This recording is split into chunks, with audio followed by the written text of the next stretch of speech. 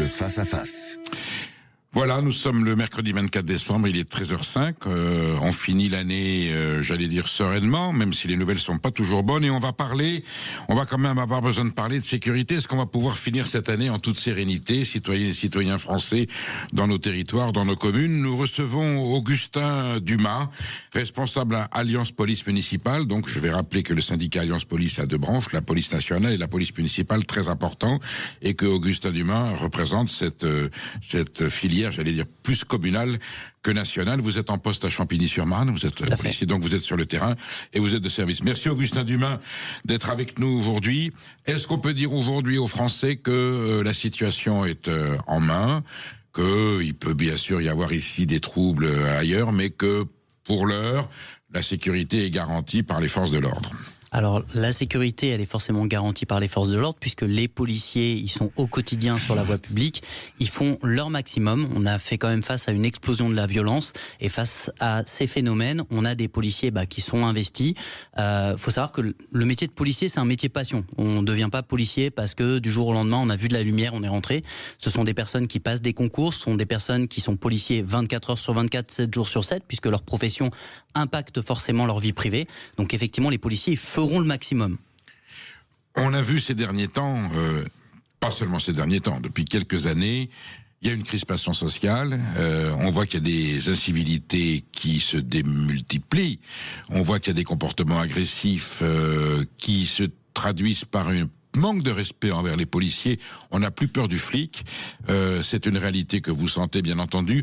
Pour autant, est-ce que c'est un phénomène avec de la volonté politique, on va pouvoir réguler et juguler cette explosion des incivilités, de l'agressivité et de la violence? Alors effectivement, les policiers, ils sont confrontés à cette violence. Ça peut survenir à n'importe quel moment et c'est rarement prévisible.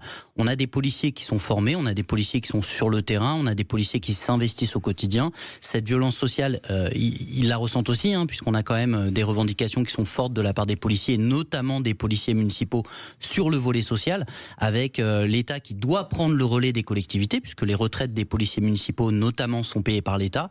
Et là-dessus, on a besoin d'avoir d'avancées. On a besoin d'avoir des garanties. Nos policiers ont besoin d'être protégés pour pouvoir protéger les autres. Est-ce que vous pensez qu'aujourd'hui, les pouvoirs publics, au niveau gouvernemental, par rapport à d'autres pays où on sent que la police, elle est respectée, parce qu'elle est crainte, est-ce qu'aujourd'hui, la mission d'un policier français est affaiblie par un manque de courage et d'autorité de l'État pour soutenir sa police? Alors, on parle souvent de continuum de sécurité. Le continuum de sécurité, ce sont des forces de police qui sont complémentaires et qui agissent au quotidien. Vous aviez des policiers municipaux, vous avez des policiers nationaux, vous avez des gendarmes. Et effectivement, toutes ces personnes-là agissent à la fois sur le terrain, mais également en investigation. Donc, les policiers, eux, sont sur le terrain et ils ont besoin d'avoir des garanties, ils ont besoin d'avoir de la sécurité, ils ont besoin que la justice aussi prenne le relais. Et c'est vrai que le policier, à l'heure actuelle, il a besoin de se sentir réellement protégé, il a besoin de ce qu'on appelle de ressentir ce choc d'autorité sur lequel on sait que quand on s'en prend à un policier, il va se passer quelque chose. En tant que responsable syndical, vous avez le droit de vous exprimer, vous rencontrez les représentants des pouvoirs publics, que ce soit au niveau gouvernemental ou préfectoral. Est-ce qu'il y a une cohésion de toute la puissance syndicale, policière, administrative française pour interpeller les pouvoirs publics en disant on a une législation soit qui est faible, soit qui n'est pas appliquée, et quelquefois l'autorité judiciaire ne va pas dans le sens de cette autorité et joue les contradictions avec l'autorité de l'État? Est-ce que vous pouvez porter cette parole et interpeller les forces politiques? Alors, effectivement, en tant que représentant syndical, nous, on est là pour porter la parole de tous les policiers. Les policiers, qu'est-ce qu'ils disent? Nous, on est là au quotidien, nous, on assure la sécurité, nous, on prend les coups, nous, on est là pour faire en sorte que la loi soit respectée, on interpelle les délinquants, et derrière, la réponse ne nous appartient pas, celle qui est donnée aux délinquants derrière, donc les suites judiciaires ne nous appartiennent pas. Donc, effectivement, on interpelle les autorités sur différents sujets. C'est notamment le sujet donc de la justice qui peut des fois avoir une réponse qui ne serait pas adaptée ou en tout cas qui ne serait pas estimée adaptée. Nous, on a besoin que les policiers ils sentent que réellement, quand il se passe quelque chose contre un policier ou quand eux ont fait leur travail jusqu'au bout, les réponses sont réelles et elles sont adaptées. Vous avez l'air serein quand on discute avec vous ici sur ce studio. Je connais certains de vos collègues syndicalistes qui sont moins sereins. Vous êtes quand même en colère de temps en temps, quelquefois. Il y a des choses qui vous scandalisent ou qui vous indignent? Alors, il y a forcément des choses qui nous indignent. C'est-à-dire que nous on est serein puisqu'on reste policier et que voilà, on croit en notre métier. Maîtrise de soi-même. On est là pour se maîtriser effectivement et on fait en sorte de l'être. Mais faut bien comprendre que les policiers, ils ont de réelles revendications. Il y a une vraie souffrance chez certains policiers parce que il y a cette violence qu'on subit au quotidien. Il y a également le manque de reconnaissance sociale où là il faut vraiment alerter les autorités publiques en disant, et je le disais tout à l'heure, hein, les policiers municipaux, ils ont une retraite qui est dérisoire. Le policier municipal, il va notamment s'engager au quotidien, le policier national également. Les policiers nationaux vont bientôt d'ailleurs faire des manifestations et l'ont annoncé. Et le syndicat Alliance, bien évidemment, porte les choses avec force et avec courage, parce que nous, on représente des policiers qui ont cette force et ce courage. On a besoin justement de porter des revendications à tous les niveaux, d'expliquer que le policier, pour protéger, il doit être protégé, mais sur tous les volets. On ne peut pas simplement donner des moyens. Quand on donne des moyens, c'est l'intégralité des moyens, que ce soit un arsenal législatif, que ce soit un arsenal en termes de moyens humains, en termes de moyens matériels. Et là, on est vraiment toutes forces confondues pour dire, voilà, on a un réel besoin de sécurité en France, mais on a besoin que nos policiers, on leur permette de faire le travail le plus sereinement possible et de rentrer chez eux en n'étant pas blessés et en se disant que demain, on va repartir au travail en étant en sécurité. Vous comptez combien d'adhérents, Augustin ? Alors, à l'heure actuelle, on atteint un peu plus de 700 adhérents. On va atteindre les 800 et je pense qu'on passera largement la barre prochainement. Le nombre d'adhérents, de toute façon, il n'est pas figé parce que on enregistre les adhérents au compte-gouttes et on remet à jour en fin d'année. Il y en a, vous sentez qu'il y a quand même une adhésion syndicale de plus en plus massive, en général dans la police ou non ? Alors oui, tout à fait. Nous, on se rend compte en tout cas qu'au niveau police municipale, il y a de plus en plus de monde qui nous rejoignent. Il y a aussi de plus en plus de monde qui nous sollicite. Les policiers, ils ont des revendications. Ils font appel à nous pour pouvoir être protégés et pour pouvoir porter l'intégralité de leurs demandes. On l'a dit, c'est des revendications qui peuvent concerner les moyens. C'est des revendications qui concernent le volet social. Le nombre d'adhérents, il n'est pas forcément très révélateur, surtout sur une branche police municipale qui s'est créée très récemment. Mais on l'a vu, ça a pris très très vite. Ça a pris très fort avec le fait d'être soutenu par nos collègues policiers nationaux et de pouvoir être dans la continuité de ce continuum de sécurité. Il y avait une cohérence et les policiers municipaux l'ont bien compris. Il y a de plus en plus d'adhésions, il y a de plus en plus de revendications, c'est forcément lié. Il y a aussi de moins en moins de recrutement. On sait qu'il y a une crise de recrutement dans la police nationale et municipale, j'imagine. Ça, vous me le direz. Tout est lié. C'est parce qu'il y a cette absence de moyens dont vous parliez qu'il y a moins de recrutement aujourd'hui dans la police ? Alors tout à fait, comme je l'ai dit au début, le métier de policier c'est un métier passion, c'est-à-dire qu'on ne rentre pas policier comme ça par hasard, c'est vraiment qu'on a choisi de faire ce métier et c'est une vocation. Le policier, au quotidien, il est là pour assurer la sécurité. Il est là, il a un sens aiguisé du service public et au quotidien, c'est la réalité du terrain, c'est celle d'intervenir sur des violences intrafamiliales, c'est celle d'intervenir sur, d'ailleurs, tout type de violences confondues. Et ce policier, les gens ont bien conscience, la société a bien conscience de cette violence qui est en train d'exploser. On parle beaucoup de la lutte contre le narcotrafic en ce moment. C'est aussi des missions sur lesquelles on est amené à travailler conjointement. Et les gens ont un peu peur de s'engager là-dedans parce qu'ils se disent oui, est-ce que je vais réellement être protégé ? Est-ce que la justice fera le travail derrière ? On a aussi des collègues qui peuvent parfois être menacés, qui peuvent être victimes de violences et on a besoin que toutes les autorités se saisissent des sujets et apportent des réponses concrètes pour que les policiers se sentent soutenus et protégés. Vous restez avec nous sur Sud Radio. Nous sommes avec Augustin Dumas, qui est le responsable de l'Alliance Police Municipale, et nous parlons de l'ordre et de la sécurité en France pour cette fin d'année et d'autres sujets qui touchent à l'ordre public. Vous nous appelez au 0826 300 300. Augustin Dumas se fera un plaisir de répondre à vos questions, parce que je suis sûr, sur l'ordre public, vous avez tous des questions à nous poser. À tout de suite. Nous recevons Augustin Dumas, responsable de l'Alliance Police Municipale. Appelez-nous au 0826 300 300. Je suis sûr que c'est un sujet qui vous concerne, et pour cette fin d'année, on s'assure avec ce responsable policier de l'ordre public, est-ce qu'on va pouvoir passer des bonnes fêtes tranquilles et sereines ? On a souvent entendu quelquefois qu'il y avait des endroits avec de la tension, de la civilité ou de la violence. Augustin Dumas, rôle de la police municipale essentiel, c'est elle qui souvent est la première sur le terrain à être en contact avec la population ou avec un désordre public. Si la police nationale intervient après, il y a une bonne collusion, police municipale, police nationale en général, où il peut y avoir quelquefois des rivalités, ou quelque part l'ignorance de la police nationale qui dit c'est la municipale, ça ne nous regarde pas, ou en général c'est cohérent. Alors, je pense que je suis un bon exemple pour dire que ça se passe relativement bien, puisque notre syndicat, il rassemble policiers nationaux et policiers municipaux. Voilà, vous avez les deux. Vous êtes le seul, je crois, qui a les deux filières regroupées dans le même... Certains ont lancé, mais c'est vrai que de cette ampleur, on est les seuls. D'accord. Sachant que donc les policiers nationaux et les policiers municipaux, ou les policiers municipaux et les gendarmes, ils travaillent ensemble au quotidien. Bien évidemment, pour faire face à la délinquance, on agit main dans la main. Il peut des fois y avoir des tensions, ça c'est déjà vu, mais c'est vrai qu'on avance ensemble. Et on le voit bien, on a de plus en plus de sollicitations. Comme vous l'avez bien dit, les policiers municipaux, ce sont souvent les primos intervenants. La police nationale est là pour prendre le relais. Et c'est tout le sens du continuum de sécurité. Comment ça se passe, Augustin Dumas? Il y a un événement qui se produit, un fait divers, une altercation, un incident, intervention de la police municipale. Il y a un seuil jusqu'où elle est compétente, c'est à elle à régler le litige, le problème ou rétablir l'ordre.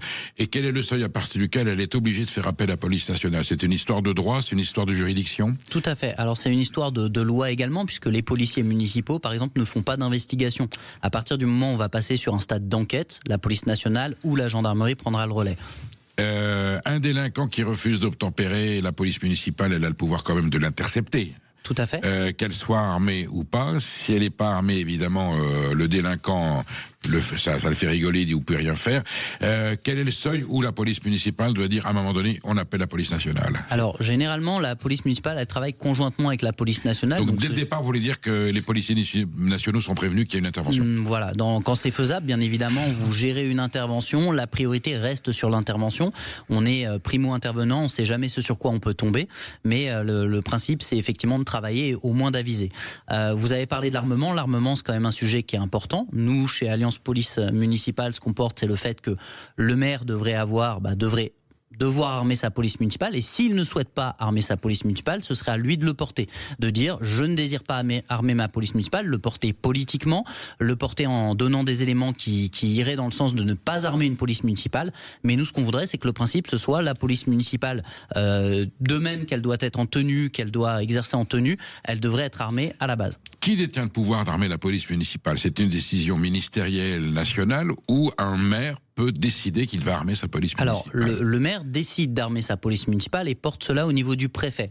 Ensuite, les habilitations sont individuelles. Le préfet donne les habilitations d'armement aux agents. Donc le dernier mot est à l'État, mais la démarche doit être municipale au niveau du maire.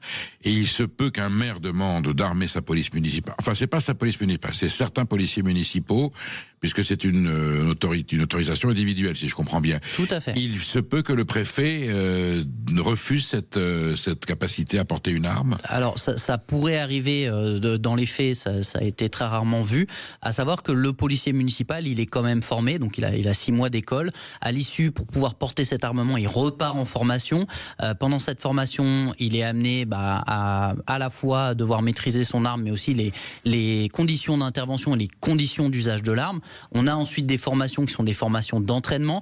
Donc le policier municipal, quand il est armé, il est très bien formé. Et donc il a les mêmes obligations qu'un policier national dans l'usage de son arme à feu. Ça c'est clair, il est soumis à la même réglementation. Nous avons Roland qui nous appelle de Saint-Étienne. Bonjour Roland. Bonjour Perico, bonjour Maud, bonjour à tous. Bonjour Roland. Comment se comporte la police municipale à Saint-Étienne? Est-ce qu'elle est toujours présente quand vous en avez besoin? Elle est incroyable, la police municipale de Saint-Étienne. Elle est armée au maximum de ce qu'elle puisse être. Et c'est très bien comme ça. Là, c'est vrai que notamment avec le marché de Noël, ils sont en première ligne. Donc vraiment, je leur tire mon chapeau parce que en cette période d'insécurité, de vigipirate, où on sait que les marchés de Noël peuvent être potentiellement attaqués, voir que la police municipale est sur le terrain, est armée, ça rassure la population et ça peut dissuader. Donc franchement, je leur tire un grand chapeau et moi je milite vraiment pour que la police municipale ait les mêmes prérogatives que la police nationale. Donc moi, vous estimez, Roland, qu'à Saint-Étienne, vous vous sentez plus en sécurité dans cette ville parce qu'il y a une police municipale efficace?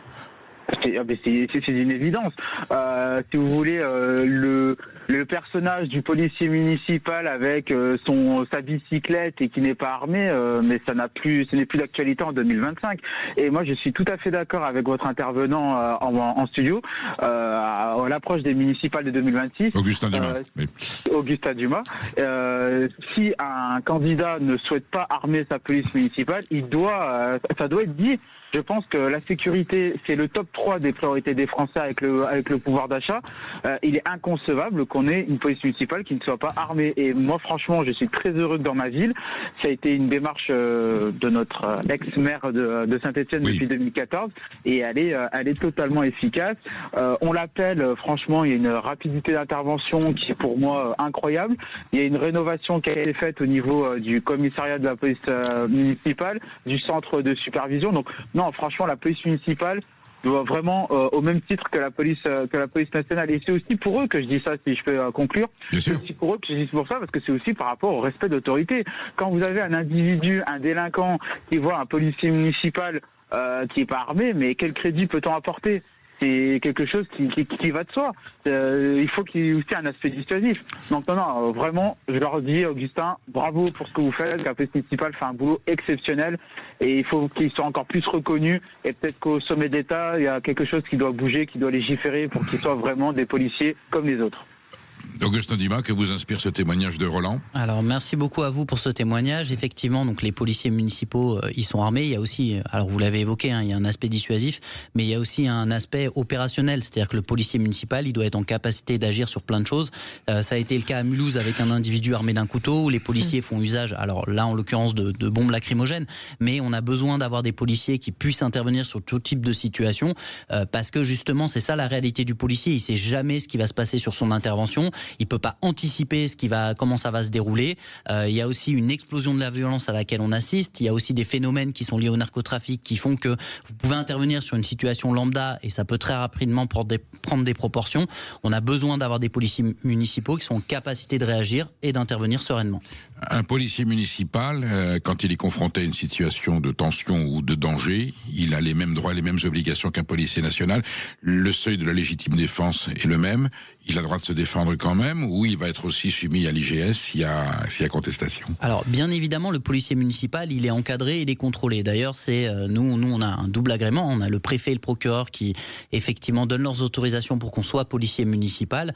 Et quand il intervient, vous l'avez dit, s'il fait usage de l'arme, c'est principalement dans le cadre de la légitime défense, donc l'article 122-5 du Code pénal. Et dans ce cadre-là, il va devoir prendre une décision qui est très rapide, sur lequel c'est très réglementé. Il faut qu'il y ait une attaque et une riposte, et le policier municipal, c'est le sens du fait d'être entraîné et du fait d'être formé, c'est de pouvoir réagir et faire usage de son arme dans les conditions qui sont prévues pour. On entend rarement, voire jamais parler d'un usage d'armes à feu de la part de la police municipale. Les litiges sont toujours avec la police nationale quand il y a contestation. Je pense évidemment à la tragédie avec Naël à Nanterre. Pour autant, quelquefois, il y a des moments de tension entre un policier municipal qui a utilisé son arme, même si on l'a pas su.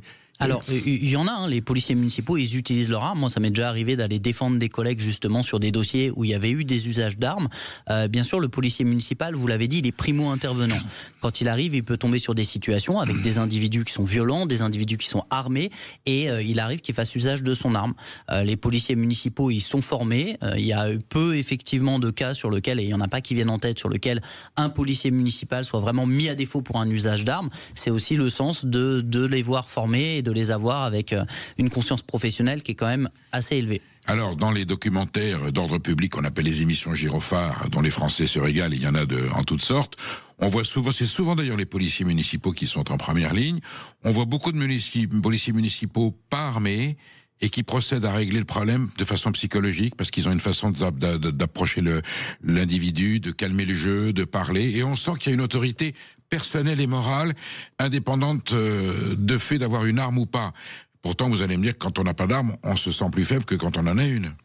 Alors, c'est toujours plus compliqué d'intervenir sur des situations qui sont vraiment sous tension si vous n'êtes pas armé. Pourquoi ? Parce que vous savez que vous ne pourrez pas passer à l'étape suivante si jamais il y avait une action violente, si jamais il y avait une attaque, si jamais vous deviez faire riposte. Si vous n'êtes pas armé, bien évidemment, vous ne pouvez pas le faire. Les policiers municipaux, ils sont formés. Il y a une formation quand même très conséquente. Vous partez 6 mois en école et ces policiers municipaux, ils doivent être en capacité de gérer les interventions. C'est pour ça qu'on s'entraîne. Les policiers, régulièrement, ils font des formations, que ce soit celles qui sont obligatoires ou des formations complémentaires. On a de plus en plus de policiers municipaux qui se spécialisent dans les gestes techniques d'intervention, des policiers qui décident d'aller se former même à titre privé, et on a des collègues qui sont investis parce que, comme on le disait, c'est un métier passion. Roland, vous êtes toujours avec nous ? Toujours. Est-ce que vous sentez qu'à Saint-Étienne, c'est un atout, cette sécurité de police municipale? C'est un sentiment que vous semblez partager avec beaucoup d'autres de vos concitoyens, ou vous êtes un petit peu seul à sentir ça, ou c'est un sujet qui revient souvent dans vos conversations? Non, mais la sécurité, qu'elle soit à Saint-Étienne ou ailleurs en France, bien sûr que c'est un sujet de discussion. L'insécurité est plus la même en 2014 qu'aujourd'hui, mais incontestablement, la police municipale, elle joue son rôle de dissuasion. Le fait de les voir énormément patrouiller, le fait de les voir sur le terrain. Emmanuel Macron parlait de voir du bleu partout. Nous, on a du bleu municipal partout à Saint-Étienne, donc c'est plutôt une bonne chose. Donc incontestablement, je pense que le fait est d'avoir une police municipale, et pour moi vraiment, il faut qu'elle soit encore renforcée, il faut qu'on leur donne plus de moyens, il faut qu'elle soit peut-être encore plus nombreuse, et il faut peut-être qu'elle ait des pouvoirs plus étendus, peut-être des pouvoirs aussi de police judiciaire, pourquoi pas. Vraiment que quand on voit la police municipale, on se dit oui, c'est une police comme une autre. Et voilà, elle a les mêmes pouvoirs, donc incontestablement, oui. Vous avez senti une évolution dans la sécurité et l'ordre public à Saint-Étienne depuis que cette police municipale-là est en place? Alors, c'est un sentiment nuancé, parce que j'ai toujours l'impression que la délinquance a toujours 10 pas d'avance sur la sécurité. Et oui. Donc, quand bien même on essaye d'armer la police municipale, de leur donner des moyens, si vous voulez, derrière, vous avez le narcotrafic, la délinquance de tous les jours. Et il y a un fléau, moi, que je trouve à Saint-Étienne, mais qu'il y a aussi dans les autres grandes villes, c'est le fléau de la délinquance dans les transports en commun. Eh oui. Et il y a quelque chose qui a été fait récemment à Saint-Étienne, et c'est une initiative municipale qui est aussi intéressante et qui est en lien avec la police municipale, c'est une brigade des transports. Et ça, c'est quelque chose vraiment que je pense qu'on a besoin, parce que je pense qu'on sous-évalue énormément l'insécurité dans les transports en commun. Avant, on disait tout le temps à nos amis, écoute, prends pas le tram à partir de 22h, prends pas le train, parce que bon, c'est tard. Mais maintenant, si vous voulez, c'est limite à se dire, ouais, évite de prendre le tram quand même à 14h, parce que c'est compliqué. Donc, s'il y a bien la donne qui a changé, c'est dans les transports en commun c'est très compliqué. Moi, je le vois, parfois, je prends le tram, parfois, ça peut être compliqué, ouais. Entendu. Merci Roland pour ce témoignage, et on sait qu'à Saint-Étienne, aujourd'hui, le sujet de l'ordre public a été pris en compte sérieusement par la municipalité. Vous restez avec nous. On est sur Sud Radio, on reçoit Augustin Dumas, responsable Alliance Police Municipale, et vous nous appelez au 0826 300 300 pour donner votre avis sur l'ordre public et la sécurité dans les villes. À tout de suite. Nous recevons Augustin Dumas, responsable Alliance Police Municipale, avec lequel nous dissertons de façon très efficace et pertinente sur l'ordre public, la police municipale, la police nationale. Est-ce qu'on peut passer une fin d'année tranquille? Et nous avons Malik qui nous appelle du Gers. Où dans le Gers, Malik? Parce que le Gers, c'est grand. Puy-Casquier. C'est un tout petit village qui s'appelle Puy-Casquier dans le Gers, et un très très joli village assez dynamique, Pierrico. Bon, le bonheur est aussi dans le Gers, dans ce village. Exactement. Et je pense que la fin d'année sera gourmande. Malik, vous nous appelez pas pour parler foie gras, vous nous appelez pour parler police municipale. Qu'est-ce que vous avez envie de dire à Augustin Dumas? Je suis Augustin Dumas, bonjour. Bonjour. Je ne comprends pas qu'il y ait encore des maires qui refusent d'armer leur police municipale. Moi, je vois tous les jours, dans mon quotidien, quand je vais en ville, la police municipale est la première à être au contact de la population. C'est les premiers à prendre des risques pour intervenir sur telle ou telle situation, tel ou tel litige, dans les marchés, etc. À mon avis, il serait très pertinent d'armer toute la police municipale. Je sais qu'ils ne jouent pas au cow-boy, mais bon, de les armer, parce qu'en cas de danger, c'est les premiers qui sont là. S'il y a des attentats terroristes, s'il y a des problèmes, bon, je pense que cela va de soi. Augustin... Ensuite, moi, je remercie... Oui. Oui, je disais à Augustin Dumas, est-ce que, comme le suggère Malik, est-ce que le gouvernement peut prendre une décision, une loi, qui déciderait que désormais toutes les polices municipales doivent être armées, ou en tout cas certains policiers municipaux aptes à pouvoir porter une arme? Alors effectivement, le gouvernement pourrait prendre ce type de décision, mais surtout ce qu'il faudrait, comme on l'a dit, nous ce qu'on propose c'est d'inverser la règle. Le maire doit armer sa police municipale, et s'il souhaite ne pas armer sa police municipale, à ce moment-là il devrait le porter. L'intervenant l'a très bien dit. Vous inversez l'ordre de décision. Tout à fait. On part du principe que toute police municipale doit être armée, sauf si le maire décidait, en l'ayant annoncé dans sa campagne électorale, que sa police municipale ne serait pas armée. C'est ça que vous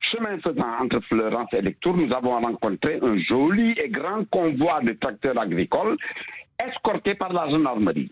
Nous étions dans le sens opposé de la circulation, nous nous rendions à Lectoure et eux descendaient sur Fleurance. Un plaisantin en tracteur, alors ça m'a dégoûté, s'amusait à mettre des coups de volant pour nous faire tomber dans les fossés, dans son gros tracteur.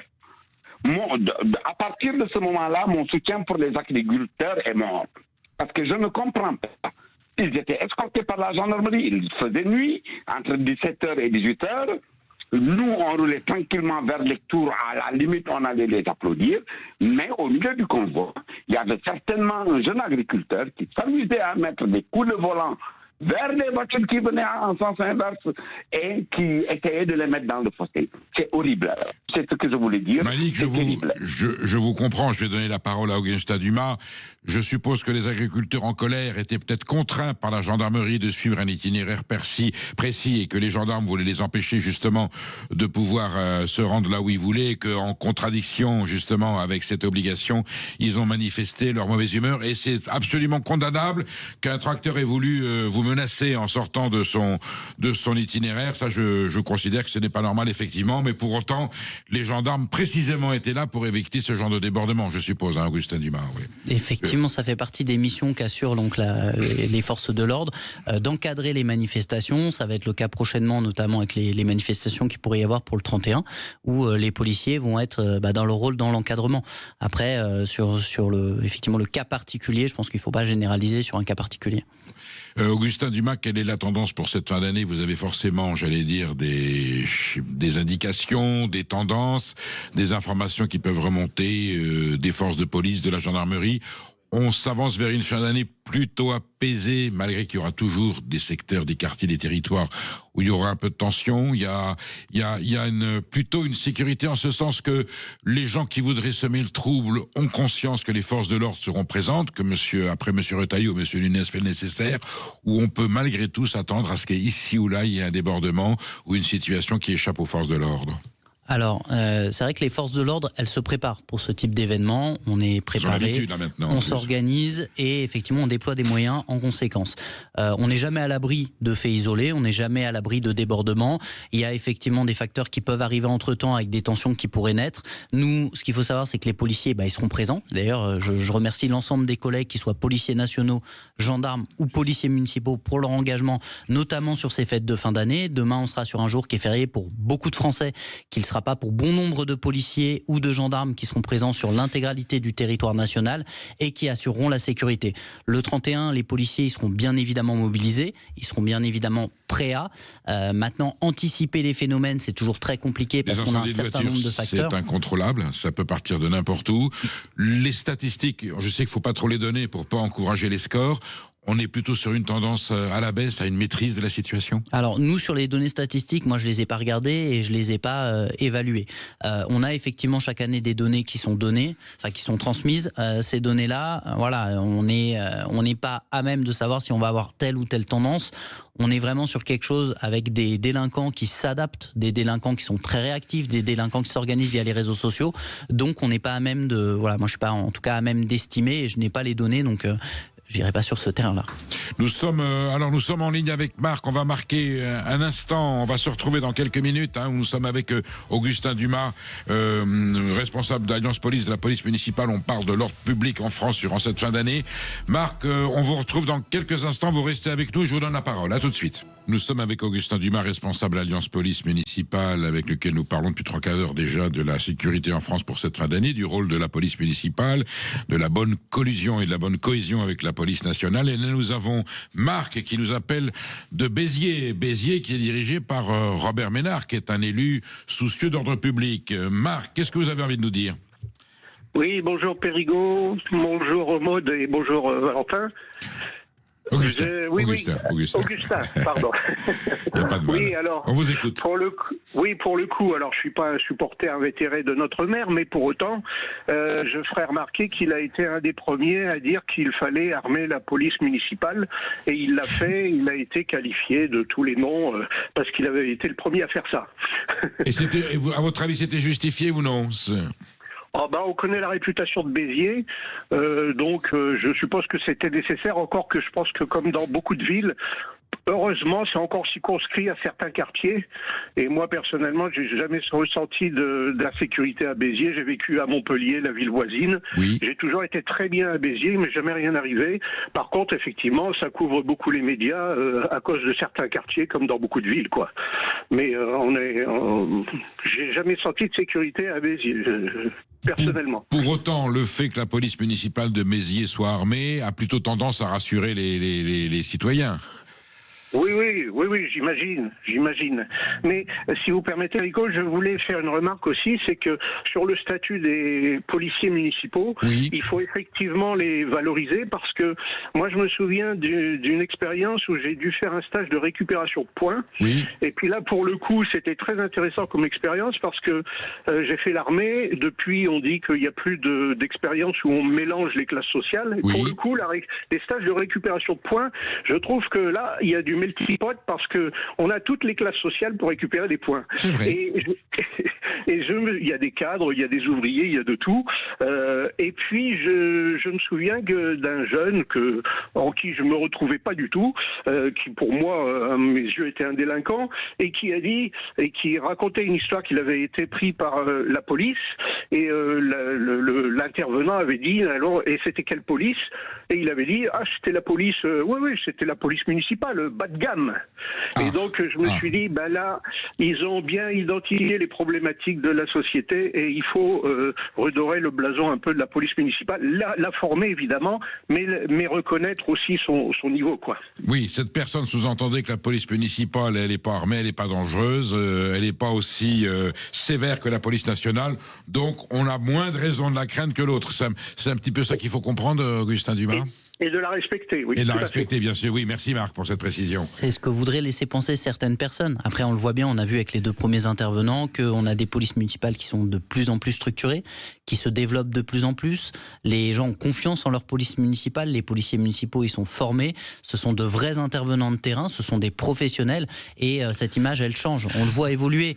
Vous l'avez dit, il y a beaucoup de reportages sur les polices municipales. C'est bien souvent elles qui sont mises en avant parce que vous avez aussi des moyens complémentaires. Vous avez un travail collaboratif avec la police nationale qui fait qu'on a de plus en plus d'interventions communes, on a de plus en plus de doctrines d'emploi qui sont communes, on a effectivement besoin de reconnaissance, ça je suis d'accord. Vous avez notamment tout ce qui est volet social sur lequel il faut que ça évolue. Le policier municipal, il part avec une retraite qui n'est pas à la hauteur de ce que l'État devrait lui donner quand il part. Là c'est un vrai sujet. Cette reconnaissance, enfin le début d'une reconnaissance, ça passe par là. C'est-à-dire de reconnaître que le policier municipal, il a fait toute sa carrière au service du public, ils seront mobilisés le 25, ils seront mobilisés le 31, les policiers municipaux, ils travaillent même les jours fériés et on a besoin de les reconnaître. Ça passe par une valorisation notamment sur le volet social et ça, il faut vraiment que les autorités l'entendent. Marc, vous êtes toujours là ? Oui, je suis toujours là. Oui, est-ce que, pour revenir sur ce stage, est-ce que vous pensez que lorsque l'on met dans un même univers des gens, comme vous dites, de mélange de classe sociale, de culture et autres, est-ce que c'est l'occasion pour ceux qui se sentent exclus de témoigner et de se réinsérer un peu plus parce qu'ils sont écoutés? Est-ce qu'il peut aussi avoir cet aspect-là, quitte à ce qu'ils disent quelque chose qui est une bêtise, qui permet justement de leur expliquer qu'ils se trompent? Vous avez eu ce sentiment? Alors, c'est un autre sujet presque, mais de toute façon, le dialogue, ça n'a jamais nui à personne, et c'est parce qu'on chacun plante sur ses positions de nos jours et qu'on ne discute plus avec le voisin qu'on est dans l'altercation. On n'est plus dans le dialogue, on est dans l'altercation maintenant. Exactement. Très souvent. On n'est plus dans l'échange.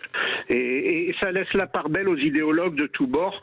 D'ailleurs, j'ai entendu votre intervenant qui parlait de l'idéologie pour les maires qui voulaient pas qui voulaient pas armer leur police. Moi, précisément, ça me fait doucement rigoler parce que quand on parle de conservateurs, on a toujours la tendance à dire que c'est la droite, mais en fait, les conservateurs de nos jours, c'est la gauche. C'est la gauche qui veut pas réaliser que les temps ont changé et qu'il faut s'adapter. Ce sont eux les conservateurs. Ce sont pas de nos jours, ce n'est pas forcément la droite.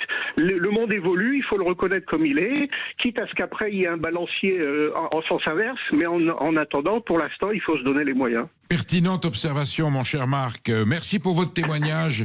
On vous souhaite une bonne fête, une bonne fin d'année à Béziers, où il y aura toujours un peu du soleil et j'allais dire un peu de lumière dans les cœurs. Augustin Dumas, la police municipale, elle est d'abord là pour discuter, dialoguer.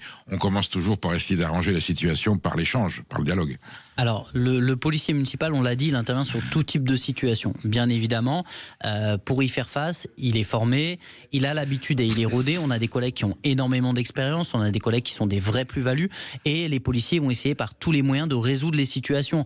L'adaptabilité, c'est le maître mot. Le policier municipal, quand il intervient, mais comme le policier national, il va mettre en place un maximum de solutions, d'actions pour essayer de tempérer et de résoudre les situations avec le plus de diplomatie possible, avec des fois recours à de la prévention, des fois il faut avoir recours effectivement peut-être à la force quand c'est nécessaire, mais pour ça il faut que les policiers soient formés, il faut que les policiers soient accompagnés et surtout il faut qu'ils soient soutenus, parce que le policier municipal qui s'engage dans une action, que ce soit une action de prévention, que ce soit une action, je prends l'exemple récemment de policiers municipaux auxquels on reprochait d'être allés armés dans une école faire de la prévention. Bah non, je veux dire, les policiers, ils sont armés, ils doivent pouvoir l'expliquer, ils doivent pouvoir expliquer aux enfants que c'est normal pour un policier d'être armé parce qu'on est là pour les protéger et ça passe par là.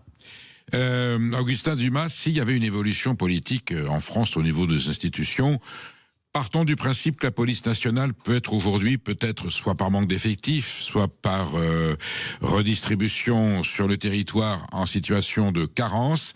Est-ce qu'une police municipale repensée, restructurée, rééquipée pourrait avoir, avec une nouvelle législation, je faisais allusion tout à l'heure à d'autres pays où il y a une police communale qui a quasiment les pouvoirs d'une police nationale, est-ce qu'on pourrait repenser l'action et l'impact de la police municipale avec d'autres pouvoirs territoriaux, avec d'autres compétences pour la police municipale qui aurait un rôle de police nationale?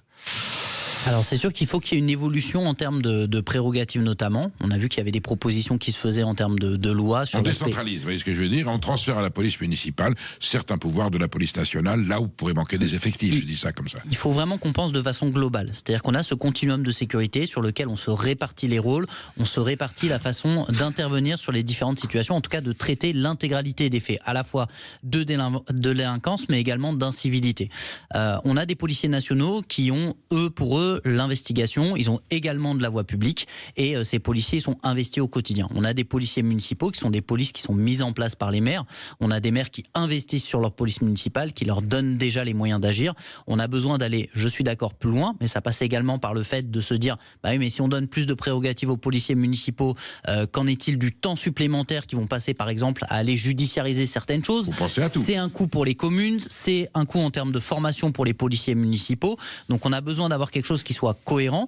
On a besoin de concerter les bons interlocuteurs, c'est-à-dire de venir voir les policiers municipaux en leur demandant, bah écoutez, oui, on vous donne des prérogatives, mais comme je le disais, il y a aussi tout un travail à faire sur le volet social et on a besoin de commencer par le début, de protéger nos policiers pour qu'ils puissent à leur tour protéger. Donc si un jour un gouvernement ouvrait ce chantier, cette perspective, ce sont des solutions que vous pourriez envisager. Vous accepteriez de réfléchir à une redistribution des pouvoirs et à un renforcement de l'autorité de la police municipale sur les territoires. On peut réfléchir à beaucoup de choses, mais comme on dit, il y a déjà l'existant, les policiers municipaux, ils l'appliquent au quotidien. Il faut déjà consolider ce qui existe. C'est ça, il faut consolider ce qui existe, et puis il y a des notions de bon sens aussi. Vous prenez un policier municipal qui est armé dans une commune, il change de commune, il va dans la commune d'à côté, il était armé dans la commune qui est juste limitrophe, et il perd son droit au port d'armes, alors qu'il a juste changé de commune, qu'il a passé juste une frontière communale, et il perd son port d'armes. C'est des choses qui sont administratives, qui pourraient être changées, sur lesquelles ça devrait être national. Et il n'est pas normal de voir des policiers qui ont muté et qui doivent attendre des fois 2, 3, 4 mois avant d'à nouveau être armés alors qu'ils l'étaient et que rien n'a changé. Oui, parce que souvent j'ai vu le cas de policiers municipaux qui me disaient avant j'étais policier national, ou de policiers nationaux qui disent moi j'étais à la police municipale, je suis passé national. Il peut y avoir un transfert d'une institution à l'autre. Alors il y a des transferts qui se font effectivement, il y a une force là-dessus, mais de toutes les manières ça repasse par la formation, puisque ce sont deux métiers comme j'ai dit qui sont complémentaires, c'est ce qui nous permet d'avoir le continuum de sécurité, mais il faut de toute façon être formé puisque ce sont deux métiers, même s'ils sont complémentaires, qui ne sont pas exactement les mêmes. Montgolfier. Augustin Dumas, l'un des sujets de cette fin d'année, c'est l'annulation du concert du Nouvel An sur les Champs-Élysées, qui est tombé un petit peu comme... Enfin, ça a surpris en tout cas beaucoup de monde. La raison de cette annulation, c'est les risques de mouvements de foule, d'insécurité, de menaces intérieures, extérieures. Vous, en tant que policier, vous l'avez reçu comment, cette nouvelle ? Cette nouvelle, effectivement, elle a été donnée par le ministre, qui est juste une application de ce qui avait été dit l'année dernière. Il avait déjà été annoncé l'année dernière, alors que le ministre, il me semble, était préfet. Il avait déjà annoncé que du coup, il n'y aurait pas ce concert. Donc on est juste dans l'application de ce qui avait été dit. Les policiers sont en capacité de gérer ce type de manifestation, mais encore faut-il pouvoir les déployer. On a des policiers qui vont devoir aller sur différents secteurs, qui vont devoir pouvoir renforcer peut-être certains secteurs. Nous, on n'est pas là pour juger de décisions qui sont prises, même si on pourrait être amené, si ça avait un vrai impact direct pour les policiers. Là, en l'occurrence, on avait une décision qui avait été annoncée l'année dernière, qui est en application de ce qui était déjà prévu. Moi, j'éprouve pas de difficulté à ce qu'on fasse ce qu'on s'était dit. D'accord. Augustin Dumas, on peut passer une fin d'année... Allez, qu'est-ce que vous nous dites ? Oui, passons une fin d'année tranquille. Les polices seront là, la nationale, la municipale, et elles seront à leur poste pour assurer la sécurité des Français pour cette fin d'année 2025 ? Plutôt optimiste, oui. J'ai envie de dire que comme chaque année, les policiers répondront présents. Les policiers, ils sont présents chaque année, ils assurent la sécurité des Français sur tout le territoire national. La police, nous on a plein de témoignages qui sont très positifs et on en a eu 3. Les 3 étaient très positifs sur les policiers municipaux, mais il faut vraiment aller dans ce sens-là. On assure votre sécurité, on a besoin aussi d'avancer sur certains secteurs. On a des policiers nationaux qui des fois sont en sous-effectif, on a des policiers municipaux qui des fois manquent de moyens ou manquent de protection, notamment sur le volet social. Donc il faut que sur ce début d'année, on soit entendu et qu'on aille dans ce sens-là. Merci. Vos vœux pour l'an prochain, il reste 20 secondes. Nos vœux pour l'an prochain, oui. C'est d'être entendu et effectivement qu'on puisse avancer sur les différents sujets qu'on a évoqués. Merci Augustin Dumas d'avoir été avec nous sur Sud Radio et nous dormons tranquilles pour cette fin d'année. Quant à nous, nous nous séparons provisoirement. Nous nous retrouvons avec Maude le 5 janvier. Nous allons nous ressourcer dans nos territoires de la belle France pour prendre de la force. Vous retrouvez donc l'année prochaine en 2026 en vous portant les informations du Parler Vrai. C'est Jacques Cardos qui assurera cette petite intérim en pleine forme. Vous continuez à écouter Sud Radio et si vraiment Maud et moi on vous a manqué, vous allez en podcast, vous prenez votre ordinateur, vous allez sur internet et vous retrouvez nos voix, notre passion, votre ferveur. On vous aime, on vous attend, on vous souhaite de bonnes fêtes de fin d'année. Mais on vous retrouve quand même avec Vincent Ferniaud demain, Perico, pour une heure. Avec Vincent Ferniaud, mais ça ne sera pas une France dans tous ses états habituels, ça sera la France dans tous ses états sensoriels et gourmands. Avec mon ami et confrère Vincent Ferniaud, on va vous faire quelques suggestions pour finir l'année en saveur et en gourmandise. On vous embrasse tous, bonne fin d'année, bonne fête et au 5 janvier.